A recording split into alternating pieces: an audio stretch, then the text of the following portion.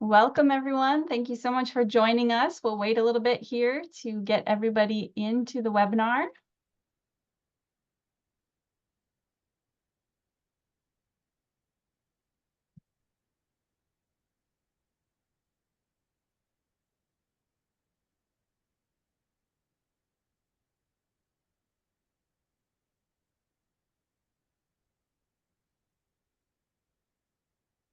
Welcome, everyone. We're just going to wait just a little bit longer to make sure everybody's in before we get started.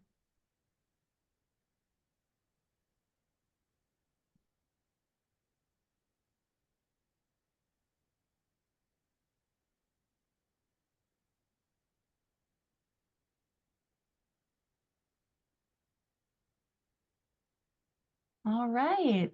Well, thank you everyone for joining us today, and welcome to the Monarch Butterfly Conservation webinar series. Today's webinar is Container Gardening with Keystone Plants, presented by Krista De Cooke from Homegrown National Park. My name is Jenna Tots. I'm Education Coordinator at Monarch Joint Venture, and I'm joined by my colleague Alyssa Taylor, Program Coordinator. We want to thank our sponsors for their support of this webinar series. Supporting sponsor Reinvent Your Waste and community sponsors East Central Energy, Hedgerow Farms, and NiSource. We really appreciate your support and dedication to monarch conservation. Before we get started, we've got a few community guidelines for this webinar. During the webinar, please put your questions in the Q&A box found at the bottom of your Zoom screen. We will collect those for the Q&A session at the end. Please use reactions during the presentation. The speaker is able to see those, which are really fun. You can find those again at that bottom bar of your Zoom window. This webinar will be recorded and put on the Monarch Joint Venture website by Friday of this week. The entire Monarch Conservation webinar series is free and available to watch and contains 9 years worth of Monarch Conservation webinars on both of our websites. If you're joining us today but didn't pre-register, we would love to count you for attendance and be able to send you some follow-up resources. So please email learn@monarchjointventure.org with your name and email address. We are pleased to announce that we are continuing to use the translated caption option with Zoom. If you'd like to add captions, you can put closed captioning in English on your screen, or you can choose another language besides English. Click on the arrows under captions on the bottom of your screen, and then be sure the translation button is toggled on, and then you can choose your caption language. If you've got any questions about that, just please email learn@monarchjointventure.org. And finally, our webinar speaker represents their own viewpoints, which are not necessarily those of the Monarch Joint Venture. And I would love to introduce our speaker. Today we are joined by Krista De Cooke. She serves as the Innovation Project Manager at Homegrown National Park. She holds an MBA in Entrepreneurship and Innovation from Haslam College of Business and a master's in Ecology and Evolutionary Biology from the University of Tennessee, Knoxville, where her research focused on consumer decision making and sustainability guides. Krista has led various organizations dedicated to science education, sustainability, and community outreach. Her notable accomplishment includes the development of the Keystone Planting Guides, which she will talk about today, contributing significantly to Homegrown National Park's mission of restoring biodiversity. So I will stop sharing my screen and turn the mic over to Krista. Thank you so much, Jenna. Give me 1 second while I get this thing going. Absolutely. I will be sure to give you a heads up whenever everything's working. All right, can you see my screen? Looks perfect. All right. Well, welcome everyone, and thank you so much for being here today. I'm super excited to talk to you about an incredibly important grassroots movement, Homegrown National Park. We call it HNP for short. At HNP, we aim to empower individuals and communities to combat the biodiversity crisis by restoring native plant habitats in our own yards, public spaces, and beyond. Today, we'll explore how this movement is making significant impact on biodiversity, the importance of planting native species, and how each of us can contribute to creating healthier, more sustainable ecosystems. So a bit more about me before we dive in. As Jenna said, my name is Krista De Cooke. I have an MBA and a master's in ecology. They're very different backgrounds, but the point in getting all of that education was so that I could help bridge science and business and help people understand the urgency of the biodiversity crisis. My mentor, Dan Simberloff, was one of the founders of the invasive species field and really drilled in the importance of the plants that we're selecting as we're putting in our gardens and our landscaping. I'm really passionate about the environment. So when we bought our house about 3 years ago down here in Knoxville, Tennessee, I was super eager to do something about the roughly half an acre of lawn that we had. The previous homeowners had sprayed the whole house and yard every few months for years. So the first thing I did was stop that. And I also put a truckload of wood chips under our trees to create more habitat for insects like fireflies. In the summer now, we have hundreds of them blinking around our backyard, which has been incredible. My next order of business was to identify the species on our property. I went around identifying plants as invasive, non-native, and native. So I'm going to go into some definitions. When some people say a plant is invasive, they often mean it's aggressive. But when I say invasive, I mean something very specific. Invasive species like this glossy buckthorn are moved outside of their native range by humans, have established, are spreading and causing harm. North America has actually accumulated the most known established invasive species. Non-native species, on the other hand, like this cucumber, which is native to India, did not co-evolve with and often do not support native biodiversity as well as native species do. Non-native species don't currently cause significant known harm, but they may not always remain innocuous. Previously well-behaved species can actually become invasive after a time delay. Because of this, while many non-native species can be useful, especially food-producing non-natives, they're typically native alternatives that I would recommend instead. This is especially true for plants that are planted purely for decoration. And lastly, we have native species like this milkweed. Native species are indigenous to a given region or ecosystem, and they co-evolved with the native wildlife. This coevolution is very important. For example, the vast majority of insects are highly specialized to a specific genus or even species of plant. Monarch butterflies are completely dependent on milkweed for successful reproduction. This is a picture of a very simplified prairie system. I know it does not seem simple from looking at it, but there's only about 25 species in this image. Even to an expert, tweezing apart how all of these different organisms interact with each other and their environment is really difficult. It also isn't immediately apparent that some of these species aren't native. I've had to make some assumptions because this is an artistic rendering that was labeled with common names, but I've circled the non-native species. The cowbetch, for example, is an invasive species native to Europe and Asia that outcompetes natives in disturbed areas. Another example of a non-native species is this milkweed. Now, give me 1 second. I'm taking some creative liberties here, but let's say this is actually tropical milkweed, which is commonly sold, especially in southern US, and it's often marketed as good for monarch butterflies. Milkweed species exploded in popularity because people wanted to plant for monarchs. Unfortunately, the tropical milkweed is utilized by the monarch, but leads to much, much higher larval mortality. Even well-meaning individuals planting to conserve native biodiversity often really struggle to make appropriate decisions. So after helping the fireflies on our property, my next battle has been getting rid of all of the invasive Amur honeysuckle that we have. This species is a humongous problem here in Tennessee where I live. It grows in dense thickets with really thick trunks, and it has lots of berries that the birds spread everywhere.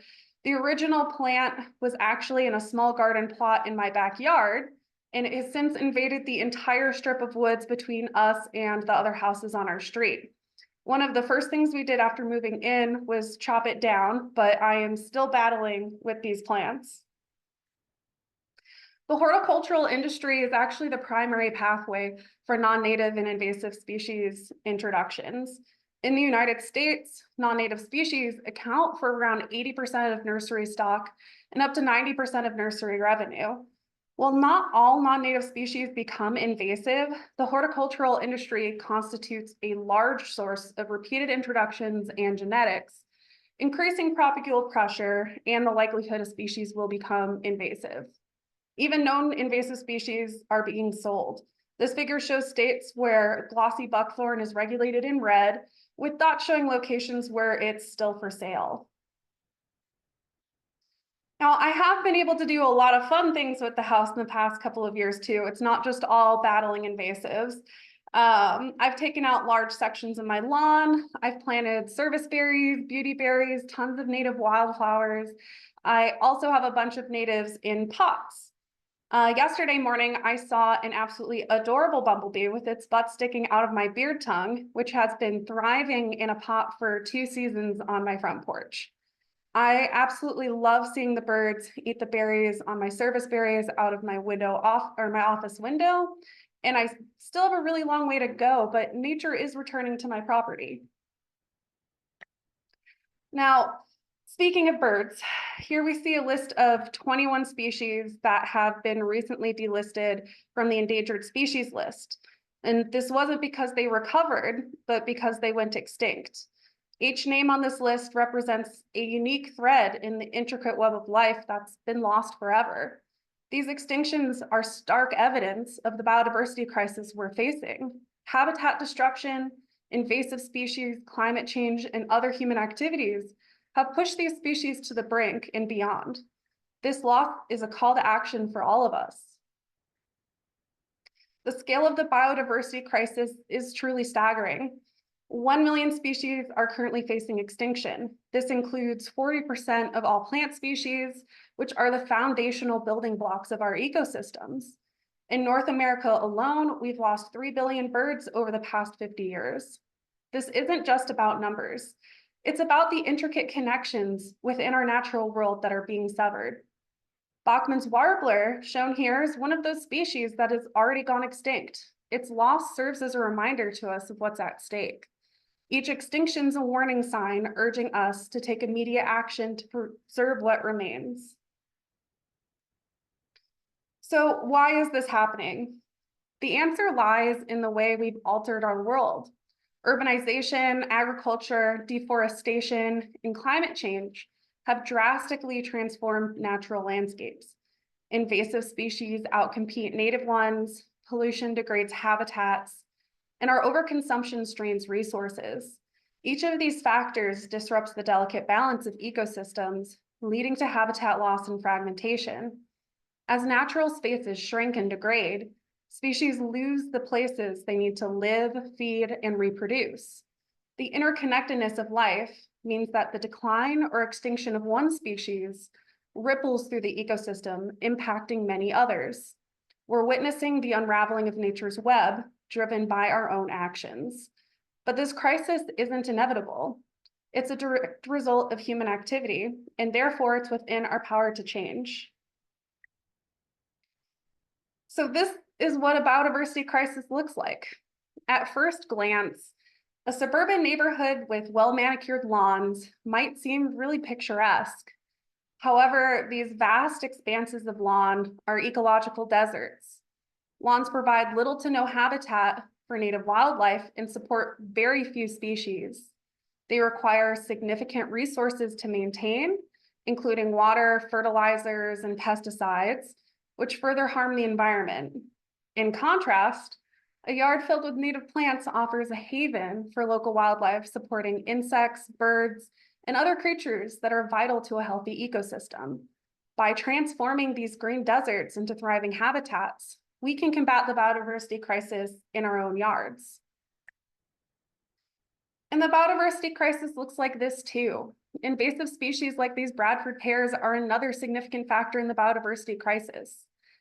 They're often planted for their rapid growth and ornamental appeal, But Bradford pears and other invasive plants outcompete native species, disrupting local ecosystems. They spread really aggressively, forming dense thickets that crowd out native plants and the wildlife that depend on them. The result is a monoculture that lacks the diversity necessary for a resilient and thriving ecosystem. These invasive species alter soil chemistry, alter water availability, and natural fire regimes, further destabilizing ecosystems. Addressing the biodiversity crisis means recognizing the hidden costs of such plants and choosing to replace them with natives that support the entire web of life. We need a new approach to conservation. It's time that we abandon the idea that humans and nature cannot coexist. Instead of isolating nature to remote areas in our national parks, we have to integrate it into our daily lives. Not only is living with nature an option, it's now the only viable option left to us. The old methods of separating humans from the natural world are no longer sustainable, and we must embrace a future where our homes, our communities, and our cities support and nurture biodiversity. In the past, conservationists focused on protecting nature in remote areas far from human activity, but now that approach alone is not enough. We need to save nature where people are. We need to find ways for nature to thrive in a human-dominated landscape. Rachel Carson, pioneering environmentalist and author of Silent Spring, which was one of my favorite books in college, profoundly shaped the modern environmental movement. Her words remind us of a really profound truth. In nature, nothing exists alone, but man is a part of nature, and his war against nature is inevitably a war against himself. Our actions, whether harmful or helpful, impact the natural world and in turn ourselves. When we destroy habitats and drive species to extinction, we undermine the very systems that support our own survival. Conversely, when we nurture and protect nature, we create a healthier, more resilient environment for all. Embracing our role as part of nature is not just about conservation, it's about ensuring our own future. If you breathe, you need biodiversity. If you live on this planet, you need biodiversity. How you landscape determines whether you're supporting pollinators or eliminating the resources they need. Pollinators like bees, butterflies, and birds are crucial for the health of our ecosystems, as they facilitate the reproduction of many plants, including the plants that provide us with food. The choices we make in our gardens can either provide these essential creatures with the habitats and food sources they need, or create barren spaces that offer nothing for their survival. By planting a variety of native flowers, shrubs, and trees, we can create a rich, supportive environment for pollinators, ensuring they continue to thrive and perform their vital ecological roles. How you landscape also determines how much carbon your property pulls from the atmosphere and stores in plants and the soil.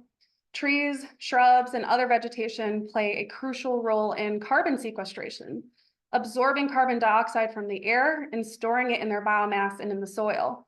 By planting native trees and maintaining healthy plant communities, you can significantly enhance the carbon storage capacity of your land.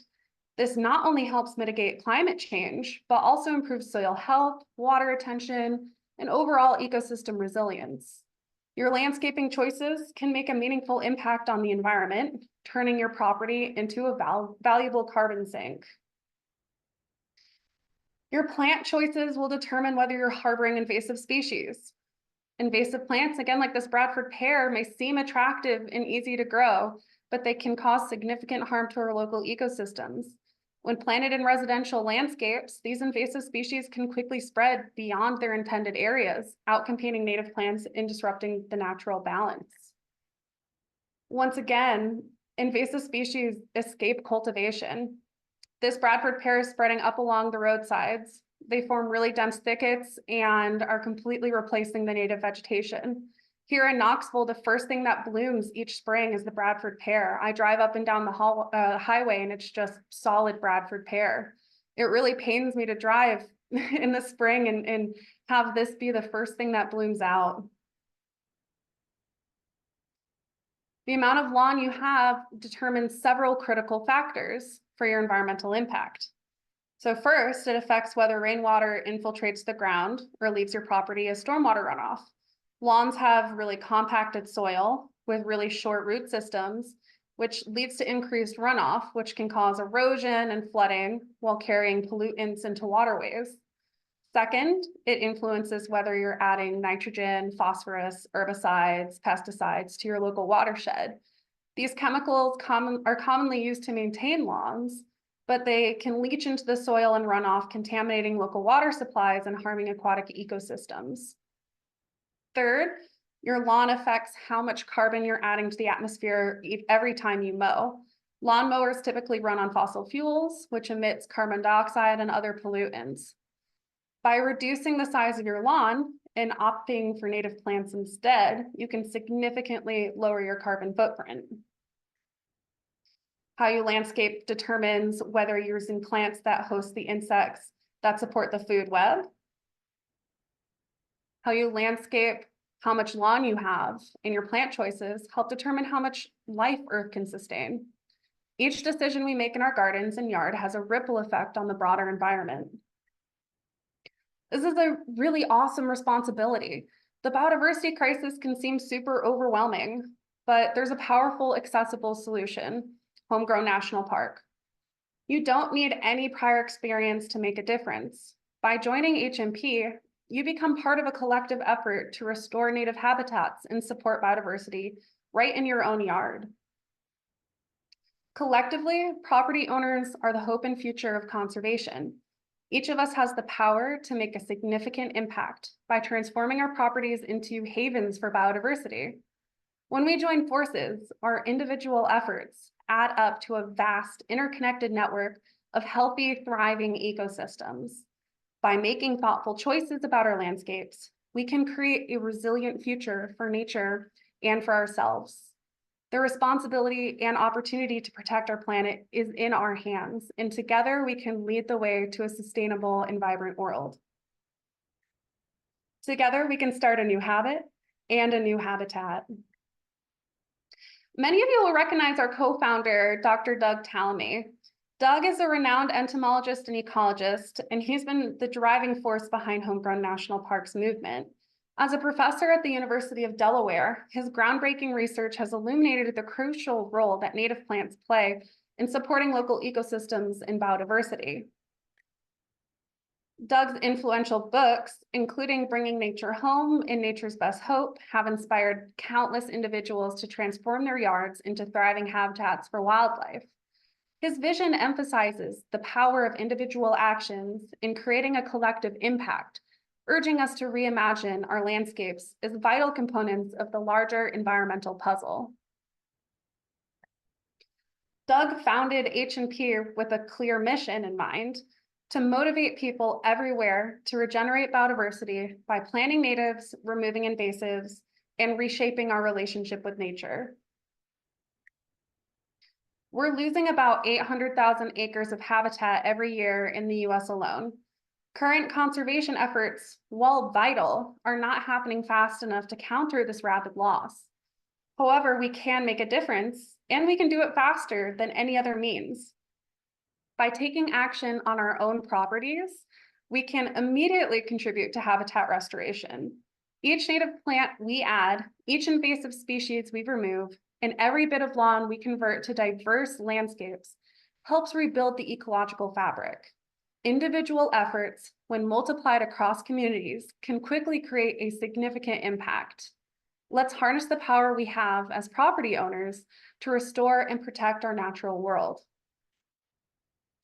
We need to know what our landscape must achieve ecologically. Our gardens and properties should support food webs, providing the necessary resources for local wildlife to thrive. They must sequester carbon, helping to mitigate climate change by absorbing and storing atmospheric carbon dioxide. Our landscapes should also clean and manage water, reducing runoff, filtering pollutants, and enhancing groundwater recharge. And lastly, they should support pollinators, ensuring these vital creatures have the habitats and food sources they need to maintain healthy ecosystems. Lawns accomplish none of these goals. Can we do this? It might seem overwhelming at first, but the answer is yes, we absolutely can. The key is to break it down into actionable steps that each of us can take.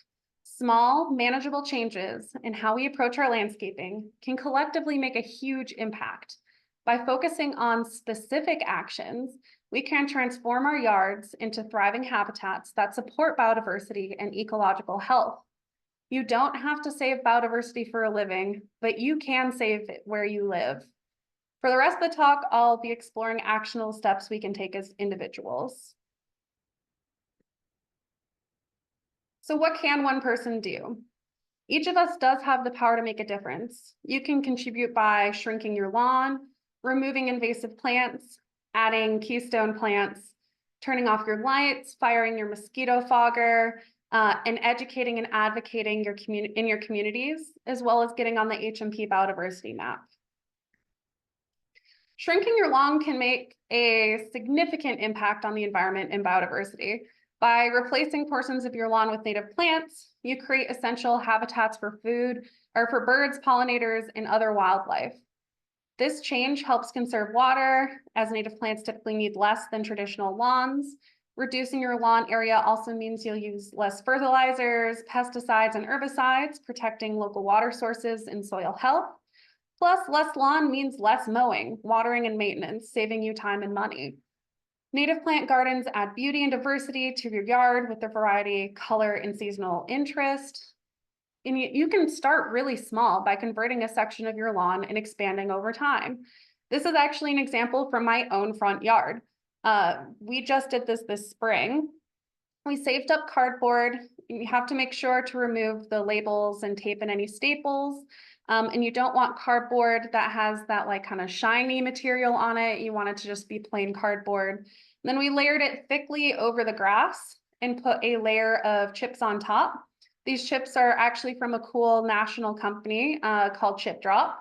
They connect you with arborist and tree removal services looking to get rid of chipped trees, and they dump them in your driveway instead of paying to dispose of them otherwise. So you get a bunch of high quality chips for free. It's really great.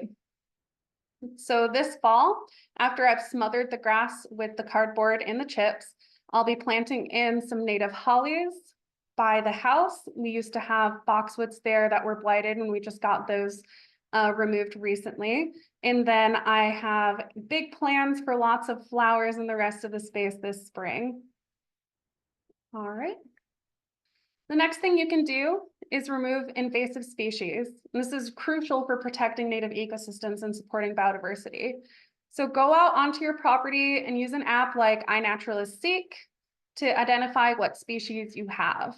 To find out what plants are invasive in your area, you can consult local resources such as state extension services, native plant societies, or the USDA's invasive species database. Once you've identified the invasives in your yard, there's several methods to remove them. Physical removal, such as pulling, digging, or cutting, can be effective for smaller infestations. For larger areas, you might need to use methods like smothering with a tarp or mulching heavily. In some cases, judicious use of herbicides may be necessary to control really stubborn invasives. Always follow guidelines and use them sparingly to minimize environmental impact. By removing invasive species, you create space for native plants to thrive. You can also protect insects on your property. This is just as important as taking out invasive species. Insects play a crucial role in pollination, decomposition, and as parts of the food web. To protect them, I want you to fire your mosquito foggers. They kill a wide range of beneficial insects, and they're not effective at controlling mosquitoes. Instead, you can create mosquito traps by filling buckets with water and using these things called mosquito dunks. I have them pictured in the top left there. A mosquito dunk is a small donut-shaped tablet used to control mosquito populations in standing water. It contains BTI, which is a naturally occurring bacterium that targets mosquito larvae.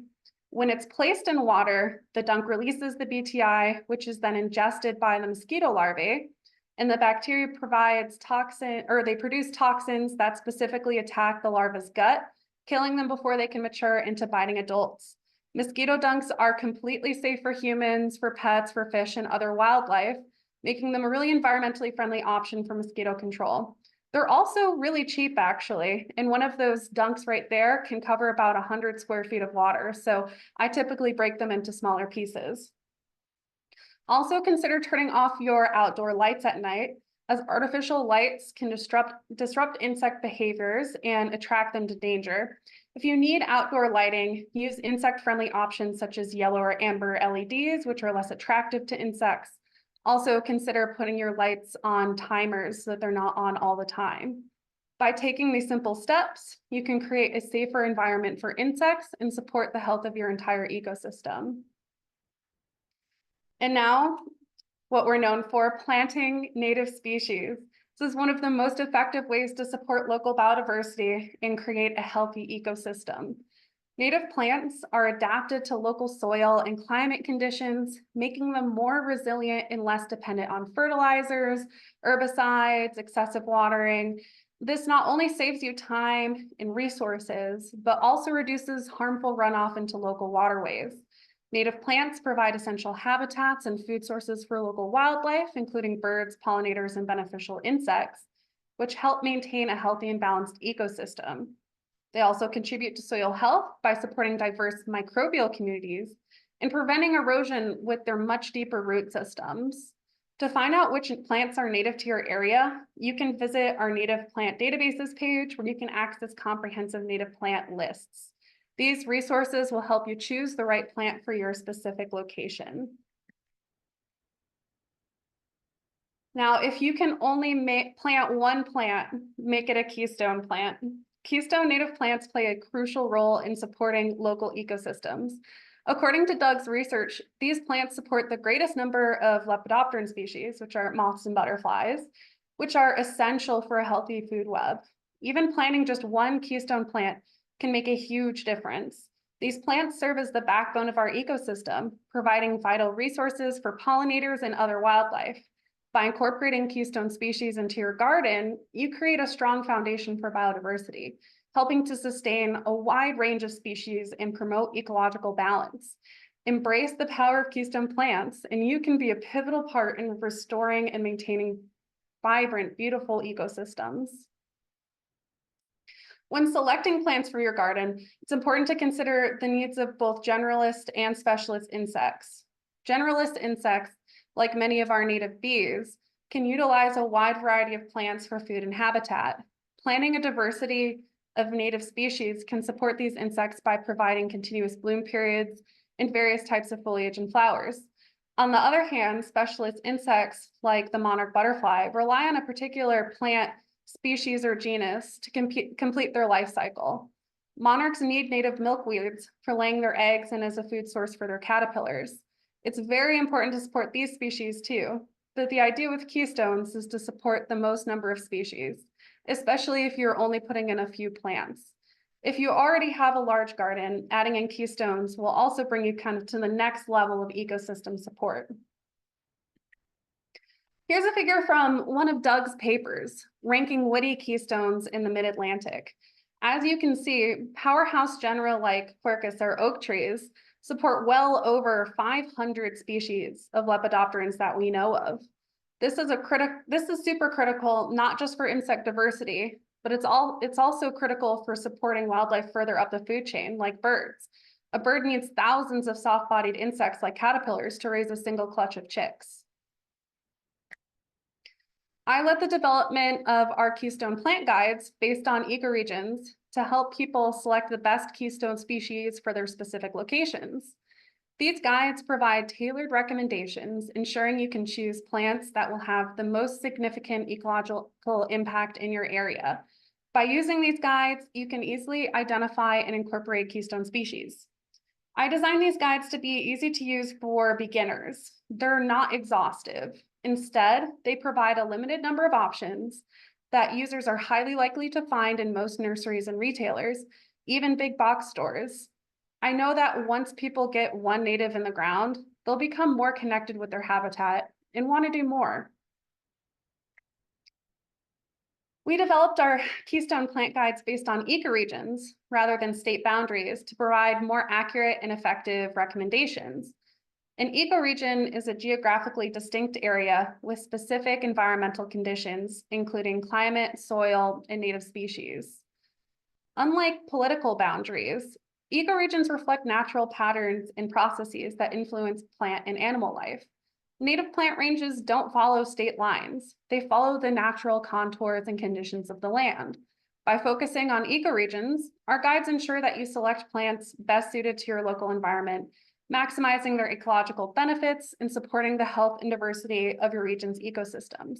Now, this map might seem a little overwhelming, but we actually have a tool on our website where you can type in your address and it'll tell you what ecoregion level 1 and level 2 your exact location is. So just as an example, in Minnesota, where the Monarch joint venture is based according to the bottom of your website, there are 3 level 2 ecoregions: mixed wood shield in blue, mixed wood plains in green, and temperate prairies in tan. We have guides for woodies, so trees and shrubs, as well as guides for containers. These are the guides for containers here. The guides for containers are especially important to me. I know a lot of people, including me until very recently, have little to no outdoor space, but you can still be an important part of regenerating biodiversity on your balcony, terrace, patio, rooftop, or deck. Container gardening provides a great opportunity for people without yards to plant native and join the grassroots solution to the biodiversity crisis. I know these images are a bit small. I'll go through some examples from Minnesota in a minute, but you'll have to visit our website to view the full guides, especially for anyone not in Minnesota right now. This is a picture of Christian Cooper, a famous birder and friend of H&P, on his rooftop garden. He has a huge variety of plants, including many native plants in containers. Keystone Plants can thrive in containers, offering a versatile solution for those with limited garden space or in urban settings. It's important to select a pot large enough for the species you're planting. Native plants tend to have much deeper root systems. I usually put them in plastic pots because terracotta has a tendency to crack as the roots grow in size. Some species will eventually outgrow their pots. At that point, I really suggest putting your plants in the ground, either at your own property, or if you don't have the space, you can give them away to people who do. In this way, you're increasing the movement. This is much more supportive of the ecosystem than buying a new set of mums every fall for your container. There are also some great benefits to planting keystones in containers. As I've discussed, they support local wildlife. Even in containers, keystone plants provide essential resources for pollinators and other insects, almost like pit stops for them. They offer a lot of flexibility. Containers can be moved to optimize light conditions, protect the plants from harsh weather, create dynamic garden arrangements. They also offer a lot of accessibility. Container gardening is a lot easier for people with physical limitations. It's a smaller area to maintain than trying to do a larger garden. And as I said, containers are perfect for small spaces.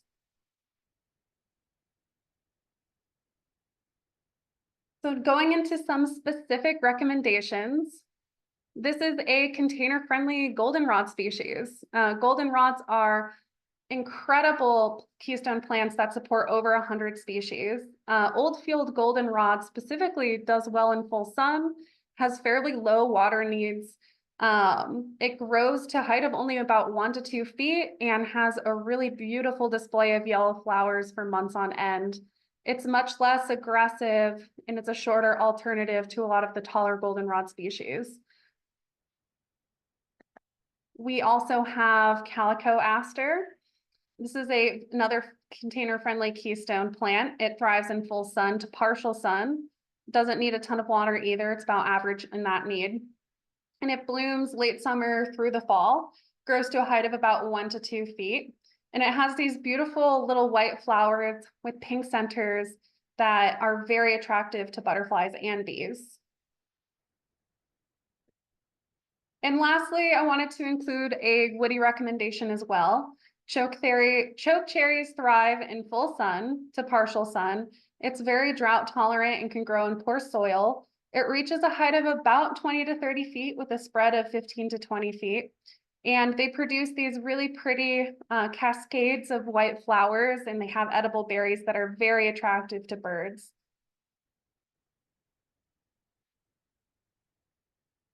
The next thing that you can do to help the movement is to advocate and spread the word about the importance of native plants and biodiversity and how it's crucial for expanding our impact to put them in. Start by placing HMP signage in your garden to educate neighbors and passerbys about your efforts. Share your knowledge with your network, your friends, your family, social media connections to inspire them to take action. Organize or join community events to promote native gardening and biodiversity. Help establish native plant gardens in local schools, parks, public spaces. By actively advocating and spreading the word, you can create a ripple effect, encouraging more people to join the movement and collectively make a significant difference in restoring and protecting our natural ecosystems. And lastly, the HMP Biodiversity Map is a dynamic tool that tracks and illustrates the collective contribution of individuals and organizations planting native species to regenerate biodiversity and ecosystem function. By getting on the map, you can see your efforts contribute to a larger movement and visualize the growing impact we're making together. Currently, the map has over 100,000 acres and nearly 40,000 people and organizations dedicated to this mission. HMP has only been around for about 3 years, so this is an incredible feat. Each dot on this map represents a commitment to restoring nature, creating a network of habitats that support wildlife and enhance our environment. By adding your own property to the map or your containers, you become a part of this powerful community effort, helping to inspire and guide others in this conservation journey. You don't actually even need native plantings to join either. You can sign up and set a goal for the plantings that you will plant in the future. And joining the Homegrown National Park movement, it shrinks the problem to something manageable for each of us. By becoming part of HMP, you take actionable steps that directly contribute to solving the biodiversity crisis. There are many ways you can support the Homegrown National Park movement. Start by regenerating habitat on your property through planting native species, removing invasives, and adding your property to the HMP biodiversity map. Encourage your community, your towns, schools, corporations, businesses, tribes, golf courses, churches, land trusts, places of work, any other organization to join the map and take action as well. Partner with us to promote biodiversity and ecological health, and consider donating if you're able to help us expand our efforts and reach more people. Every action counts. Together, we can regenerate habitats, support biodiversity, and create a healthier planet for future generations. How we act now will determine nature's fate. And ultimately, it'll determine our own. Thank you so much for joining me today and for your commitment to making a difference. Together, we can tackle the biodiversity crisis 1 yard at a time. By joining the Homegrown National Park movement, you're taking a vital step towards regenerating habitats and supporting our planet's health. Join us, spread the word, and be part of the solution. Thank you. Thank you so much, Krista. I learned so much. I hope our viewers did as well. I love all the reactions. Thank you so much. We do have a number of questions that we would love to ask Krista here. If we don't get to everything, we will put those answers in the email that goes out later this week. But we will start with the tropical milkweed question. Can you elaborate on your statement on tropical milkweed leading to decline in monarchs? Is it due to OE? OE. So I'm not sure about OE specifically, but what I do know is there's been a couple of studies that have come out showing that monarch butterflies will choose to lay their eggs on tropical milkweed, but then as the caterpillars eat the tropical milkweed, they have a much lower survivorship rate than eggs that are laid on native milkweeds. The tropical milkweeds are close to our native milkweeds, but they don't have the same chemical makeup. And what that means is there's much lower survivorship. we would consider this what's called a reproductive sink. So they put in reproductive effort into utilizing the tropical milkweeds, but it doesn't result in positive outcomes. Great, thank you. We will add a little bit more. MJV has got a lot of resources on tropical milkweed and why you would want to replace it if you have it with a native option. So we'll include that in the email. Awesome. Do you have suggestions on what to add to soil and containers to make them retain water longer? Yeah, so a lot of the containers that I put together, I'm actually just digging up some soil from my backyard instead of using container mixes. Partially this is because I'm a little cheap, but I've also had really good luck just using the natural soil that I have.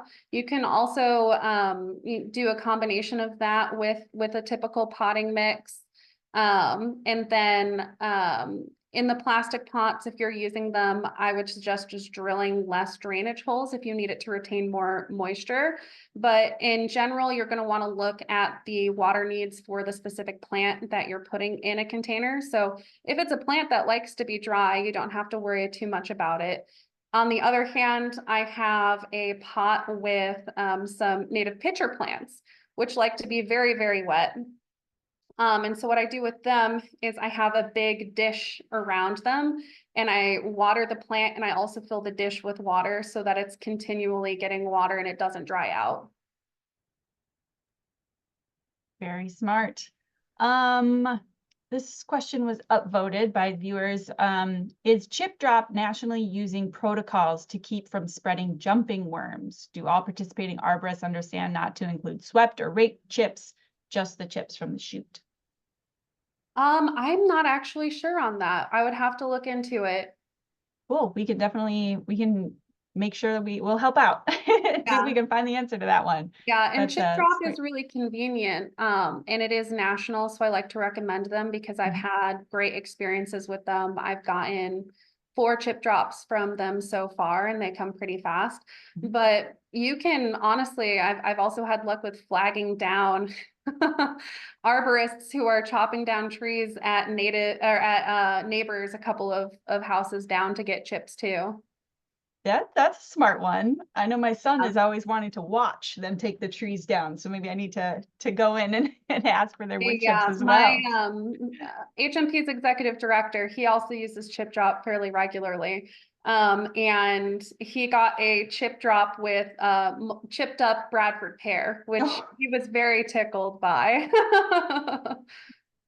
Oh, that's great. All right. Let's see. I also haven't heard of the mosquito dunks before and wondered if you have any eco-friendly ideas for dealing with horseflies. Horseflies are harder. What I do know is blanket spraying your properties is not a great way to keep out flying insects. They're just going to come from elsewhere. And what you are going to do is kill most of the insects on your property. They're typically broad spectrum spraying.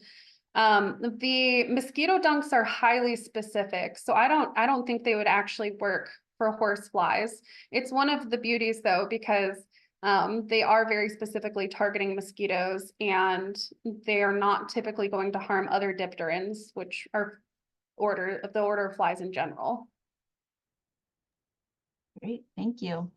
How has your neighborhood responded to what you've done in your own yard? Has your influence caused others to become more curious? Definitely more curious. So I'm very excited about this. Our neighbor on one side is an avid gardener and used to basically just take home whatever was on clearance at Lowe's, which I totally get. I love looking at the Lowe's clearance. Occasionally they have some native plants there too. But she had a couple of really difficult plants like heavenly bamboo, English ivy, that I ended up talking with her about fairly early on because she was wanting to plant a strip really close to the property line and checked in with me first. And I talked to her about HMP, showed her the website, and kept it very positive, just talking about the benefits of natives. She got very excited, went to one of our local native plant groups, the Native Plant Rescue Squad. They go in before development and pull out all the native plants, almost like with rescue dogs. I think it's a very cool organization. And so she has done a lot of planting for natives and for pollinators, and now likes to talk a lot about how her vegetables are doing better because she's attracting so many pollinators. We have a neighborhood Facebook group. Whenever people talk about plants, I always do my little plug there. And it's gotten to the point where people, just know that I'm a resource or know that that's a thing now, even though this is primarily older subdivision. They're very excited about taking out lawn and putting in natives. Now, would I say it's the vast majority of my neighborhood is taking out their lawns? Not yet. But my next step is to put in a little free library in the front yard with educational materials, because people love to go on walks in my neighborhood. And I just really think that when most people know about this, they're excited to take action. And so the biggest hurdle we face is not really convincing people of this. It's actually taking someone from unaware to aware. Because once you're aware, you want to do something.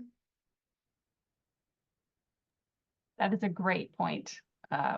Unaware to aware. I like that. Any advice on overwintering pots with native plants as a first-time container gardener? Should they be left outside so insects can use the stems as habitat over winter, or should they be brought inside to be protected from freezing? So I am what is called a very lazy gardener. And so I planted a bunch of containers. The largest one I would say is a 10-gallon container down to a 1-gallon container with various natives, and had them on my front porch and some on my back porch. And I stopped watering them last August and have not watered or done anything to them since. And I've been lucky enough that I'd say like about 80% of my plants have come back and are looking gorgeous.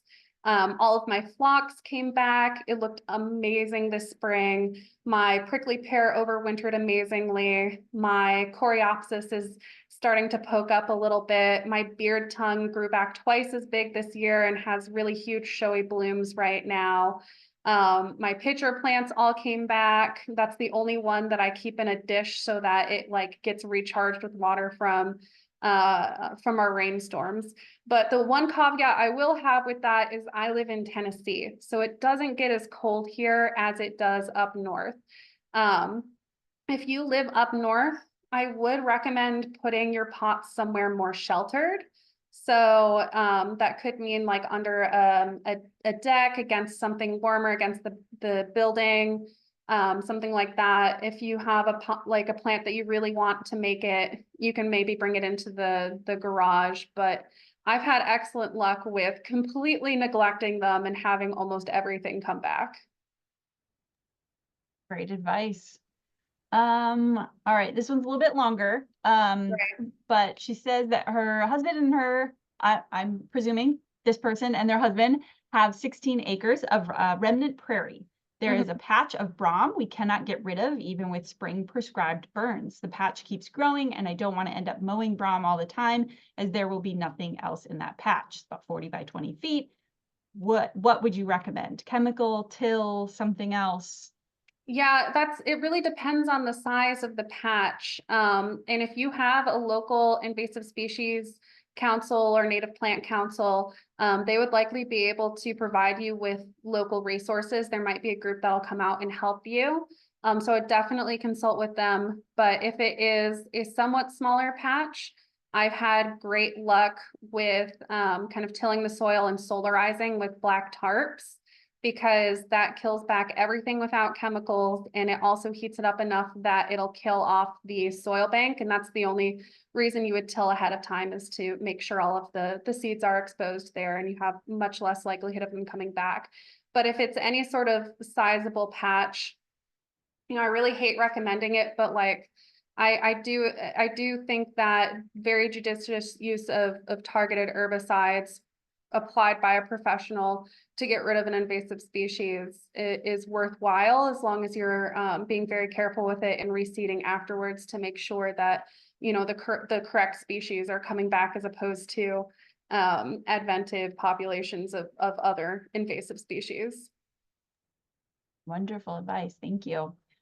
This person lives in Texas Hill Country. Will mulch around the trees help bring back their fireflies?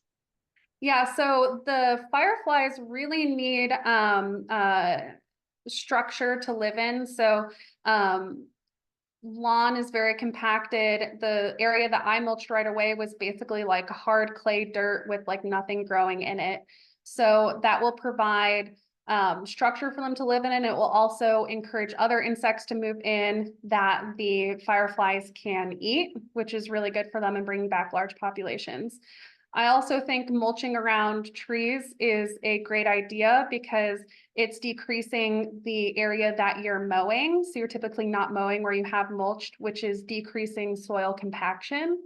And then what I would really recommend after you mulch is actually doing what's called a soft landing, which is a fairly new concept, but it's where you put native plants underneath the drip line of your trees, because a lot of insects will have part of their life cycle in the tree and then drop to the ground. When they drop to the ground, they need a hospitable environment to drop into, so they're not desiccating or getting run over by a lawnmower, that they're able to get into the soil or find food. So that would definitely be my recommendation if you want to encourage insects and do something around your trees. This person has a pop-up mulberry tree, and I don't know where they're from, which I suspect isn't the white variety. Is this invasive that I should cut off? It really depends on where you are. I'm not familiar with that species. Unfortunately, I have the entire United States at a surface level in my head, with some specific Tennessee, Michigan, and Connecticut knowledge from my time living there. So I can't necessarily answer hyper-specific species and location questions. But I would recommend looking at the USDA's invasive species database or your state's invasive plant council or invasive species list. And that will let you know what species are or not considered invasive in your area. Great, great resource. We will make sure we send that out also with the email. Is planting cultivars of native okay if you can't find the native variety? So this is a super good question. The industry is really behind demand right now. There's not enough straight species to go around. So a cultivar, for those who don't know, is a plant species in cultivation, as opposed to a straight species which has wild type genetics. Typically, they are selected for specific traits, like being smaller or neater, having bigger blossoms, not spreading, having different leaf colors. There's a lot of different things that they select for. And my answer is, it depends. So cultivars, according to Doug's research so far, can be as supportive as the straight species, but specific alterations are much more likely to be less beneficial. So let's think changing green leaves to red leaves. This is a very common thing that they do in the horticultural industry. This changes the chemical makeup of the leaves, and herbivores tend to not be able to utilize it anymore. If you think about changing the flower head, double or triple flowers instead of the straight species, can make it a lot more difficult for pollinators to access that flower, or will break down specific pollinator-plant relationships. But that being said, it can be really hard to find straight species or local genetics. And a lot of the times the cultivars can be cheaper or behave in a way that you like better. I also think they make certain species a lot more accessible. So dwarf varieties, For example, if you have a smaller space, it can be really nice to just have a smaller version of the native plant that you're interested in.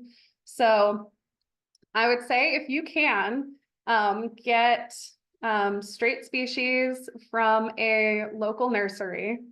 But if you can't, then cultivars can still be a good option and can still be supportive of local wildlife. Great. Thank you so much, Krista. We are just about at time here. I'm going to ask one super quick follow-up question.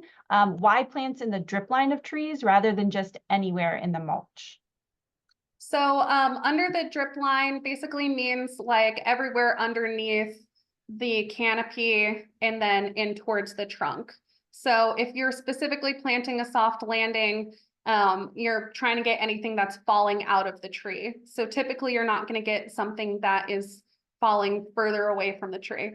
Ideally, you would have native plantings across your entire property, but just being realistic about people's journeys, planting around your trees can be a really good first step, and it does the double duty of creating soft landings. Great. Thank you much for clarifying that much. That is all the time we've got. Again, thank you, Krista, so much for presenting today. Thanks to all of you for participating, for asking your questions. I'm going to just post the survey in the chat there. If you'd like to fill that out, we would really appreciate your feedback. We hope to see you next month for our next webinar titled Milkweed and Floral Resource Availability for Monarchs in the U.S., 8 Years of Integrated Monarch Monitoring Program Data. This is on June 25th at 1 o'clock Central with Jennifer Thiem, our MJV Science Manager, and Sarah Gomes, our MJV Western Science Coordinator. Thank you so much, and everyone have a great day.